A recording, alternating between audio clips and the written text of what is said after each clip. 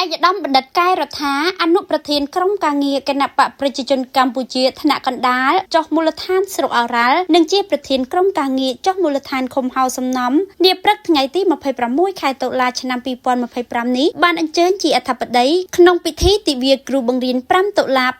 2025ក្រោមប្រធានបទគ្រូបង្រៀនជាតួអង្គសំខាន់នៃបរិវត្តកម្មបញ្ញាសិប្បនិម្មិតដែលប្រារព្ធនៅទីស្នាក់ការគណៈបកឃុំហៅសំណំខេត្តកំពង់ស្ពឺស្រុកអូរ៉ាល់អាយដាមបណ្ឌិតកែរដ្ឋាអនុប្រធានក្រុមការងារគណៈបកប្រជាជនកម្ពុជាថ្នាក់កណ្ដាលចុះមូលដ្ឋានស្រុកអូរ៉ាល់និងជាប្រធានក្រុមការងារចុះមូលដ្ឋានឃុំហៅសំណំនាព្រឹកថ្ងៃទី26ខែតុលាឆ្នាំ2025នេះបានអញ្ជើញជាអធិបតីក្នុងពិធីទិវាគ្រូបង្រៀន5តុលា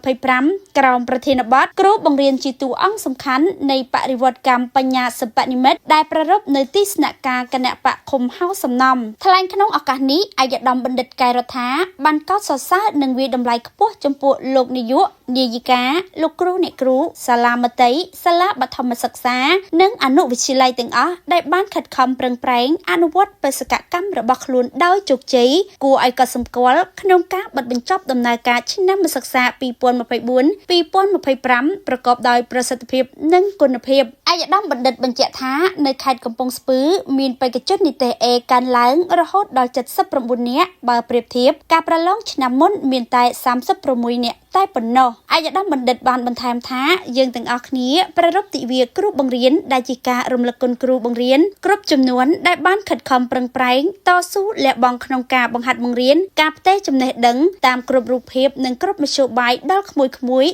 សិស្សនិស្សិតនិងយុវជនគ្រប់រូបតាំងពីដើមរៀងមកការរំលឹកគុណគ្រូនិងការដឹងគុណគ្រូបានក្លាយទៅជាចលនាជាតិដ៏ផុសផុលមួយត្រូវបានស្ដែងឡើងតាមរយៈការជួបជុំសិស្សឬអតីតសិស្សជាមួយគ្រូបង្រៀនឬគ្រូបង្រៀនចូលនិវត្តន៍ដើម្បីប្រារព្ធទិវារំលឹកគុណគ្រូនៅតាមសាលារៀនក៏ដូចជាការបង្កើតឱកាសនានាដើម្បីសួរសុខទុក្ខនិងការជួបជុំជាមួយគ្រូបង្រៀនតាមគ្រប់រូបភាពទន្ទឹមនឹងនេះអាយដាមបណ្ឌិតបានថ្លែងអំណរគុណយ៉ាងជ្រាលជ្រៅដល់សម្ដេចអគ្គមហាសេនាបតីតេជោហ៊ុនសែនអតីតនាយករដ្ឋមន្ត្រីនិងបច្ចុប្បន្នជាប្រធានព្រឹទ្ធសភានិងជាប្រធានគណៈបកប្រជាជនកម្ពុជាដែលបានគាំទ្រនិងសម្រេចដំឡើងប្រាក់បៀវត្សនិងលើកកម្ពស់ជីវភាពគ្រូបង្រៀននិងថ្លែងអំណរគុណដល់សម្ដេចបវរធិបតីហ៊ុនម៉ាណែតនាយករដ្ឋមន្ត្រីកម្ពុជានិងជាអនុប្រធានគណៈបកប្រជាជនកម្ពុជាដែលបានបន្តអនុវត្តនិងពង្រឹងគោលនយោបាយនេះយ៉ាងម៉ឺងម៉ាត់ក្នុងការគាំទ្រវិស័យអប់រំតាមរយៈការដាក់ចេញនូវកម្មវិធីអាទិភាពការវិនិយោគលើមូលធនមនុស្សដើម្បីធានាថា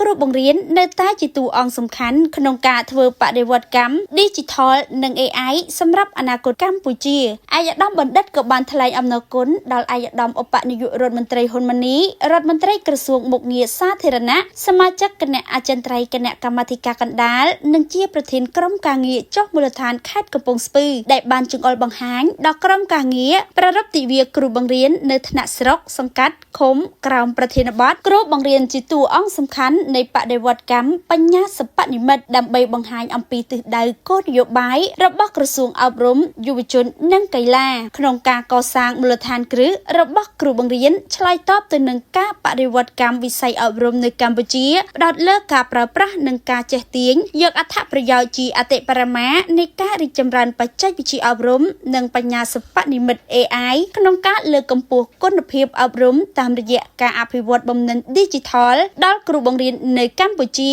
ដើម្បីឆ្លើយតបនឹងការវិវត្តយ៉ាងឆាប់រហ័សនៃបច្ចេកវិទ្យា Digital ក្នុងតំបន់និងពិភពលោកដែលនឹងនាំមកនូវការផ្លាស់ប្ដូរជាវិជ្ជមានយ៉ាងច្រើនដល់វិស័យអប់រំនៅកម្ពុជាបន្ថែមលើនេះអាយដាមបណ្ឌិតកែរដ្ឋាបានគូសបញ្ជាក់ថាទោះបីជា AI មានការរីកចម្រើនយ៉ាងណាក៏ដោយក៏បច្ចេកវិទ្យានេះនៅតែជាឧបករណ៍ជំនួយនិងមិនទាន់អាចមកជំនួសតួនាទីស្នូលរបស់គ្រូបង្រៀនបាននៅឡើយទេការផ្ទេរចំណេះដឹងអាចធ្វើឡើងតាមបច្ចេកវិទ្យាប៉ុន្តែការអប់រំតាមរយៈបេះដូងការបណ្ដុះបណ្ដាលគុណធម៌សីលធម៌ទំនាក់ទំនងផ្ទាល់និងការជំរុញទឹកចិត្តដល់សិស្សគឺជាកិច្ចការដែលទាមទារ នៅភាពជាមនុស្សនិងភាពឆ្លាតវៃផ្នែកអារម្មណ៍ដែលជាតម្លៃមិនអាចកាត់ថ្លៃបាននៃវិជ្ជាជីវៈគ្រូបង្រៀនដូចនេះគ្រូបង្រៀនត្រូវតែជាអ្នកត្រួសត្រាយផ្លូវនិងជាអ្នកបំផុសគំនិតឲ្យសិស្សបានស្គាល់និងប្រើប្រាស់ AI ប្រកបដោយប្រសិទ្ធភាពជាថ្មីម្ដងទៀតឯកឧត្តមបណ្ឌិតការដ្ឋាក្នុងនាមជាប្រធានក្រុមការងារចុះមូលដ្ឋានឃុំហៅសំណំសូមថ្លែងអំណរគុណយ៉ាងជ្រាលជ្រៅបំផុតដល់លោកគ្រូអ្នកគ្រូទាំងអស់បម្រើការនៅឃុំហៅសំណំខ្លះមកពីស្រុកផ្សេងខេត្តផ្សេងដែលបានខិតខំប្រឹងប្រែងលះបង់កម្លាំងកាយចិត្តប្រាជ្ញាស្មារតីបង្ហាត់បង្រៀនសិស្សឲ្យទទួលបានចំណេះដឹងជំនាញសិលធម៌ចរិយាធម៌និងកាយសម្បទារឹងមាំដើម្បីក្លាយជាពលរដ្ឋល្អជាសសរទ្រូងដ៏រឹងមាំក្នុងការអភិវឌ្ឍប្រទេសជាតិ